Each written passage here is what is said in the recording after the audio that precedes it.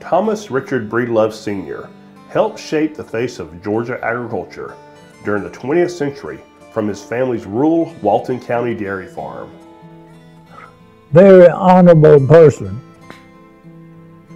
Honest, trustworthy, authoritative, proud person, believer in God, loved the land. Breedlove grew up working the Breedlove Dairy Farm with his father, William Luther Breedlove. The dairy, the first to sell bottled milk in Walton County, was already a beacon of agricultural innovation when Thomas Breedlove took it over from his father. But this was just a prelude of what was to come. Mr. Breedlove and so many of his friends and neighbors, they did not have electricity, and their family had changed from cotton and diversified to a dairy farm. As the Depression came to an end, he became a leader in Georgia agriculture and helped implement some of the reforms and innovations that shaped Georgia in the second half of the 20th century. Well, Daddy wasn't always there. He was in Athens at his job, and so I kept the books for the farm, and I tell you, that was a job. He helped introduce Georgia farmers to what is today the USDA Farm Service Agency. He was the first and longest serving executive director of its precursor, the Georgia Agriculture Adjustment Administration, working for the organization from 1939 to 1955. He was a fine man, loved what he did, and he did a lot. Innovator in different endeavors with agriculture, and I respected him a lot.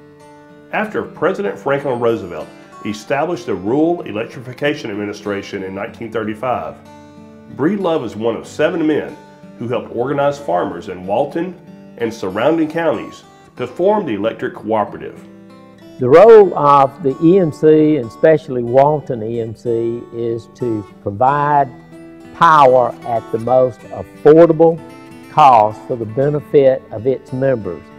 And by doing that, that will help each of our members to be able to take those funds to buy food and other things that will make their life a lot easier. His vision for an electrified countryside had a profound influence on agriculture in Georgia, and especially dairy farms. He didn't brag on himself. He was a doer, not a shower. He also helped found the United Georgia Farmers, known today as the Georgia Farm Bureau. He was at the body's first organizational meeting in July of 1937 and was elected vice president. He was one of 50 farmers that came together to discuss the challenges that were facing Georgia agriculture.